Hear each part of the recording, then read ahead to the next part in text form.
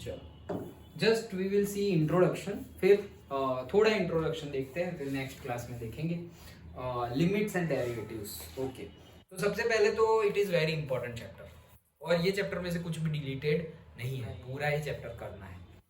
और ये इसलिए भी बहुत इंपॉर्टेंट है 11th के लिए भी, और बहुत इंपॉर्टेंट है 12th के लिए भी।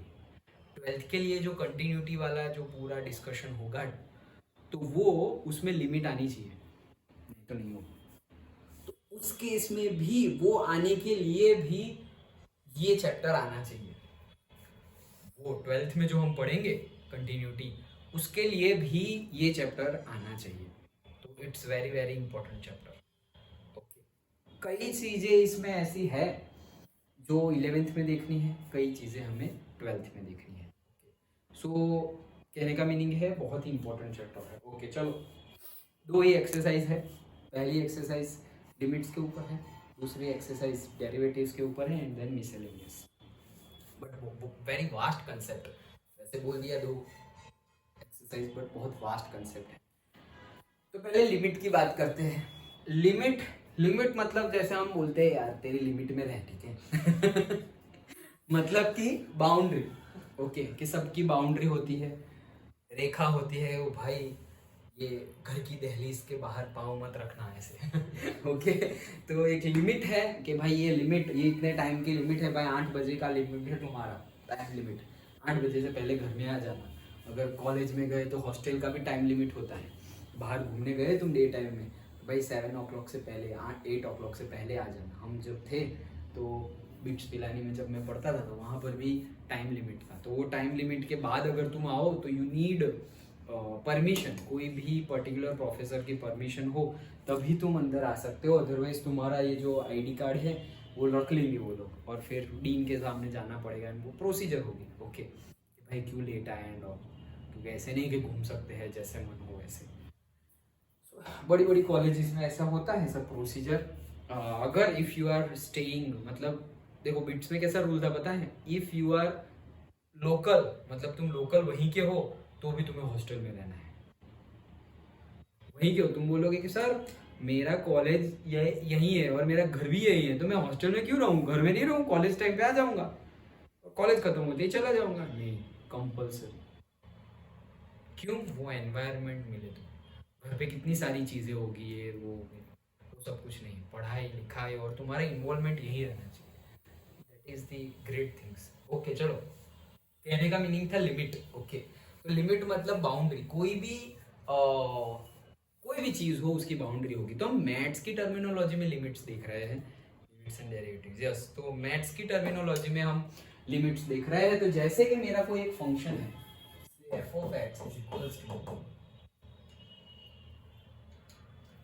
कुछ भी ले लो, x square minus 4 and 2 to the 4, so x minus 2, ये मैंने लिमिट ली। एंड वेयर, लिमिट तो अभी बाकी है, where x can not be 2, x 2 नहीं हो सकता। x 2 इसलिए नहीं हो सकता क्योंकि x इज इक्वल्स टू 2 पे तो फंक्शन नॉट डिफाइंड हो जाएगा। यहाँ पर तुम अगर 2 लिख दिए तो 2 minus 2 0, नॉट डिफाइंड हो गया।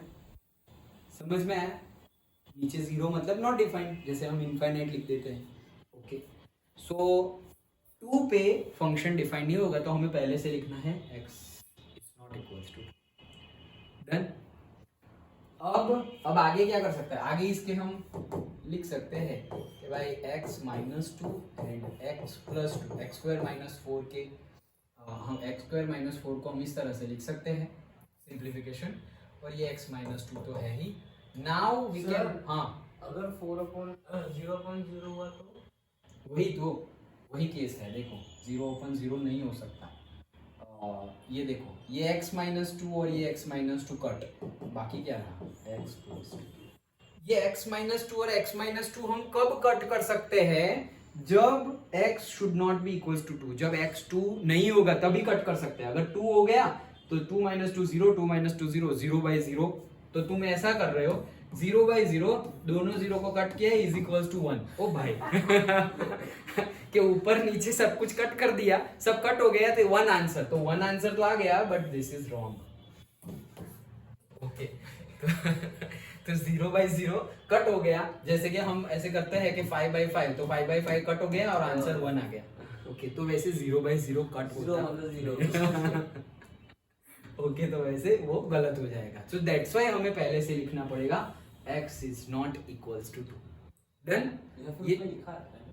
हाँ दे देंगे, लेकिन ना दे तो भी हमें पता होना चाहिए कि ऐसा नहीं हो सकता। ओके डन, इतना समझ में आया। यहाँ पे लिमिट तो अभी आई नहीं है, तो हमारा ये फंक्शन की वैल्यू आ गई x, फंक्शन की वैल्यू आ गई हमारी x प्लस। अब अगर मैं ये फंक्शन का ग्राफ ड्रॉ करूं, जैसे कि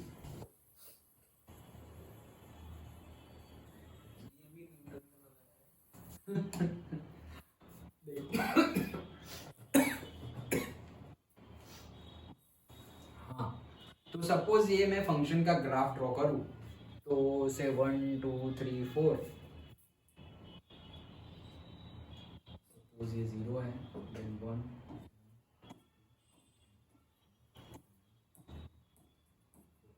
0 वैल्यू रख दी अगर यहाँ पर तो आएगा 2, तो 0 वैल्यू आएगी, मतलब 0 वैल्यू है तो क्या आएगा 2, मतलब 0 पे 2 है, मतलब यहीं से स्टार्ट होता है। फिर 1 रख दिया तो 3 आएगा, 1 रखा मतलब ये 1 रखा तो आंसर क्या आएगा 3, मतलब ये यहाँ पे आएगा। देन 2 रख दिया तो 4 आएगा, तो मतलब यहाँ 2 कहाँ गया ये रहा। तो मतलब ऐसे ग्राफ बनेगा ऐसे। देन ओके ऐसे हमारा ग्राफ बनेगा ये फंक्शन का। यहाँ पर तुम नंबर बढ़ाते जा रहे हो, ओके नेचुरल नंबर्स n, और यहाँ पे है तुम्हारा फंक्शन f ऑफ x। तो f ऑफ x का ग्राफ ऐसे बनेगा, ये हमारा 1 है, ये 2 है, 3 है, ये 4 है, और ये हमारा 1 है, ये 2 है, लेकिन यहाँ पे f ऑफ x है 3 4। ओके तो जैसे जैसे हमें दिख रहा है कि जैसे जैसे हम ये नंबर बढ़ाएंगे, और ये फंक्शन अगेन हमें लिख देना पड़ेगा, इसके लिए भी x should not be equals to 2, x should not be equals to 2। अब सर यहाँ तो 4 होता है, क्या प्रॉब्लम है? ओके लेकिन ये आया कहाँ से? यहाँ से आया है। ओके तो नहीं लिख सकते, बट कहने का मीनिंग क्या है कि x अगर 2 होगा तो ले तो नहीं सकते हम, x is equals to 2, function not defined है। लेकिन अगर तुमने 2 लिया तो, अगर लिया तो x इज इक्वल टू 2 लोगे तो क्या आएगा आंसर? 4 आएगा। डन। तो इसको मैं ऐसे लिख सकता हूं कि if my x is equal to, तो 2 नहीं हो सकता, लेकिन my if my value of x tends to 2, मतलब 2 के नजदीक जाए, कि जैसे 1 है तो 1 से 1.2 हो, 1.1 हो, 1.2, फिर 1.3, फिर 1.4, 1.5, तो मतलब 2 के नजदीक जा रही है, 1 से 2 के नजदीक जा रही है, तो मेरी f की जो वैल्यू होगी वो कहां जाएगी? 4 के नजदीक जाएगी। मतलब मैंने 1 लिया है तो आंसर आया है f का आंसर, ये अगर मैं 1 लिया तो f का आंसर क्या आया है? 3। अब मैं 1.1 ले रहा हूं तो ये 3 से भी आगे जाएगा। 1.2 लिया वो 3.1, मतलब जो 3 के बाद जो आंसर आया था फंक्शन का उससे भी आगे जाएगा। और जैसे जैसे मैं यहाँ 1.1, 1.2, 1.3, जैसे जैसे मैं 2 के नजदीक जाता जाऊंगा x की वैल्यू, वैसे वैसे फंक्शन की वैल्यू कहाँ नजदीक चली जाएगी? 4 के। समझ में आया? तो इसी को अलग वे में लिखते हैं हम कि इफ से limit x tends to 0, f of x is equals to what? 4। ये चीज एंड ये चीज दोनों एक ही है। ये जो मैं बोला कि x की वैल्यू अगर 2 के नजदीक चली जाएगी तो फंक्शन की वैल्यू भी 4 के नजदीक जाएगी। तो मैं वही बोल रहा हूँ कि x की वैल्यू अगर 2 लिमिट कर दिया हमने कि वो भाई 2 के नजदीक जाना है, 2 पे मत पहुंच जाना, ओके क्योंकि 2 पे तो डिफाइंड नहीं है। तो x की वैल्यू अगर 2 से नजदीक चली जाएगी, 2 से नजदीक जाएगी, तो फंक्शन की वैल्यू कहाँ नजदीक जाएगी? 4 पे। डन। ये दोनों कहने का मीनिंग दोनों का एक ही है। एकदम बेसिकली समझा रहा हूँ, बहुत रॉ, ओके बुक के पर्सपेक्टिव से नहीं जा रहे हम, ओके, क्योंकि थोड़ा फिर वहाँ पे थोड़ा ज़्यादा सोचना पड़े और कंफ्यूज हो जाए, तो मैं वैसे नहीं चाहता। ओके, एकदम इजीली हम जा रहे हैं। डन, बेसिक से। सो एक्स की value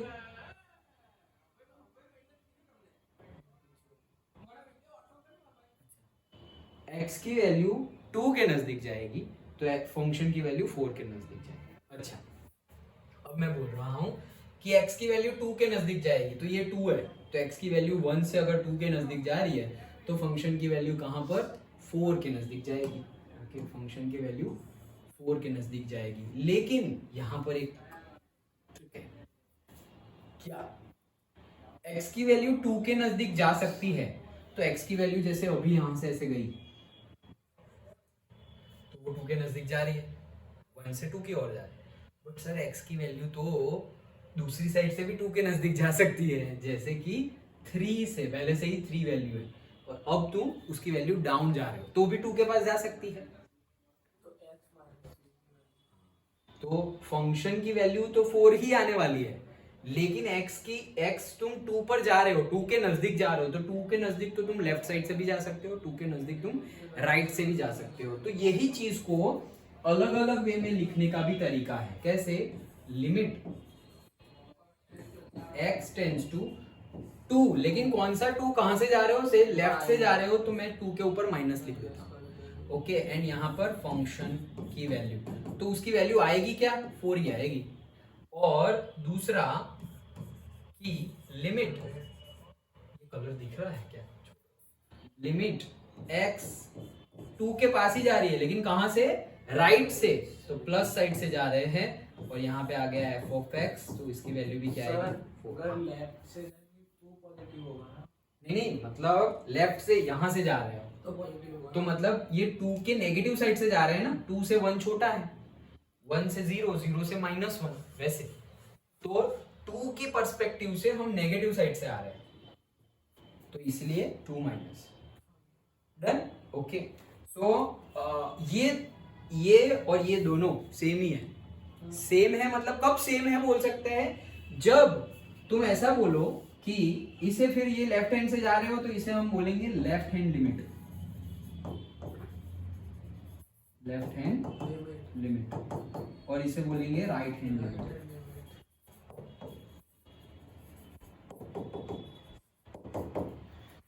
So if my left hand limit and if my right hand limit is having the same value 4 and 4, then I can say that limit x tends to 2। कौन सा 2 भाई, left और right, भाई जहां से जाना हो वहां से जाओ, फंक्शन की वैल्यू 4 ही आएगी। क्यों? क्योंकि मैं लेफ्ट से जाऊं तो भी 4 आ रहा है, राइट से जाऊं तो भी 4 आ रहा है, तो मैं ये बोल सकता हूं कि भाई x इज, अब फिर मैं दोनों साइड ही ऐसा जा रहा है, तो मैं प्लस और माइनस लिखूंगा नहीं, डायरेक्टली बोलूंगा x टेंस टू 2। कौन सा 2, 2 minus, x tends to 2 minus या x टेंस टू 2 प्लस, बोले कहीं से भी जाओ, फंक्शन की वैल्यू 4 ही है। तो अगर ऐसा हुआ, इसे हम बोलेंगे एग्जिस्टेंस ऑफ लिमिट। ये लिमिट एग्जिस्ट कर रही है, समझ में आया?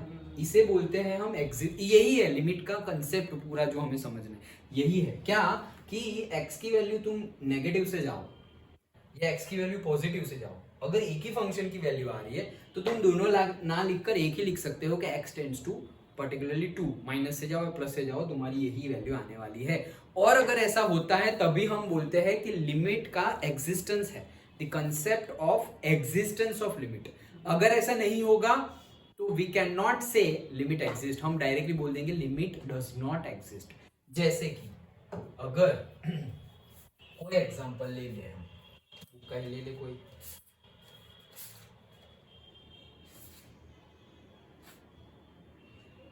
छोड़ो हम बना देते हैं। Suppose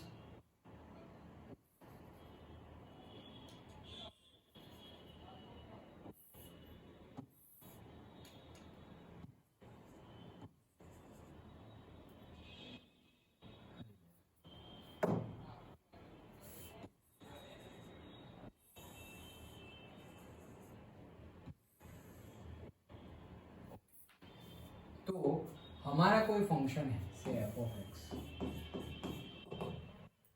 so F of x दो तरीके से है कि if x is greater than और इक्वल्स टू 0, और दूसरा x इज लेस देन 1, नहीं लेस देन 0।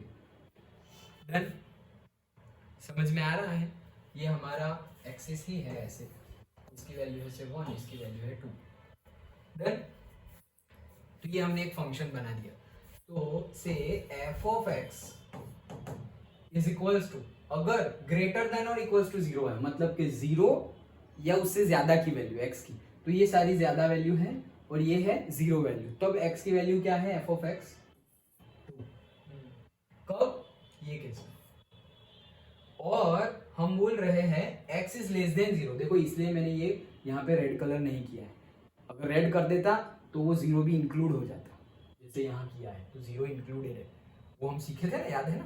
ओके, लाइन ऐसे बना दे तो ऐसे और ऐसे हम बना दे, ये अगर होलो है तो वो इंक्लूडेड नहीं है, और फील्ड है तो ये दोनों पॉइंट भी इंक्लूडेड है रेंज में, और उसमें हमने देखा था, याद है ना स्टार्टिंग वाले चैप्टर्स में। ओके, सो इसीलिए मैंने ऐसे लिखा हुआ है। अब ये अगर फंक्शन को डिफाइन करे तो ये फंक्शन की वैल्यू क्या हो जाएगी? 1। कब? जब x इज लेस देन 0, मतलब x की वैल्यू तुम -2 लो, -10 लो, -5 लो, तो फंक्शन की वैल्यू क्या आएगी? 1। ये तो अलग अलग हो गया, अलग अलग हो गया ना? ओके, तो फंक्शन दो अलग अलग तरीके से डिफाइंड है, मतलब कि अब मैं ऐसा नहीं लिख सकता, कैसा? Limit x tends to 0 f of x is equals to something, नहीं लिख सकता। क्यों नहीं लिख सकता? क्योंकि x टेंड्स टू 0, भाई x टेंड्स टू 0 तो दो तरीके से हो सकता है, इस तरीके से भी और इस तरीके से भी। तो अगर इस तरीके से तुम आओगे कुछ और वैल्यू है, इस तरीके से कुछ आओगे 0 के टॉवर्ड्स में, 0 पर नहीं, 0 पर तो एक ही वैल्यू है 2, लेकिन 0 से हम x टेंड्स टू से मैं इसके लिए लिखूं कि x टेंड्स टू 0 माइनस, तो फंक्शन की वैल्यू क्या हो जाएगी हमारी? 1। और limit x tends to 0 plus उस साइड से आऊं तो f ऑफ x, फंक्शन की वैल्यू क्या हो जाएगी? से 2। तो इस केस में limit x tends to 0 minus की value and limit x tends to 0 plus की वैल्यू आर अनइक्वल, ये इक्वल नहीं है। Therefore we can say limit x tends to 0 f of x doesn't or say does not exist। ये limit exist ही नहीं करती। क्यों? क्योंकि उसकी right hand limit and left hand limit की वैल्यू एक नहीं है। इसको बोलते हैं the concept of existence of limit. Limit हर जगह होती है? नहीं भाई, कोई तो होंगे जिनके लिए, जिसने लिमिट रखी हुई है उसके लिए तो कोई लिमिट ही नहीं है ना। जो रूल बनाता है वो तो रूल तोड़ भी सकता है। ओके, तो कब होगी लिमिट और कब नहीं होगी पता चल गया दोनों केस कि एग्जिस्टेंस ऑफ लिमिट कब होगा? जब x माइनस एक्स प्लस, मतलब कि दोनों साइड से f ऑफ x जब आएगी उसकी वैल्यू इक्वल होगी, तब हम बोलेंगे एग्जिस्टेंस ऑफ लिमिट। और अगर दोनों साइड से इक्वल ना हो तो हम बोलेंगे कि लिमिट डज नॉट एग्जिस्ट। तो ये हो गया concept of existence of limit. दूसरे सिर्फ एक छोटा सा बता दूं तो ऐसा होता है कि जो हमने देखा अभी वो क्या, लिमिट x टेंड्स टू 0 और whatever x tends to a बोल दो, f ऑफ x ये and f of x is equals to a, ये दोनों अलग अलग बातें हैं भाई। x की वैल्यू टुवर्ड्स दी a जाएगी और वहां पे फंक्शन की वैल्यू, और x की वैल्यू a ही है, f ऑफ x और f ऑफ a, ये दोनों क्या है? अलग अलग है। हमेशा नहीं, हमेशा अलग अलग नहीं है। ये सेम भी हो सकती है और इक्वल भी हो सकती है। क्या बोला मैं, वो सेम भी हो सकती है और डिफरेंट भी हो सकती है। डन। जैसे कि ये केस में हमने देखा, तो ये केस में देखो, ये केस में हमारा limit x tends to 0 fx की वैल्यू अलग अलग है, लेकिन अगर मेरा फंक्शन, ये फंक्शन है ओके, और मेरा फंक्शन की f ऑफ x का वैल्यू मैं बोल दूं कि f of x is equals to x square, done.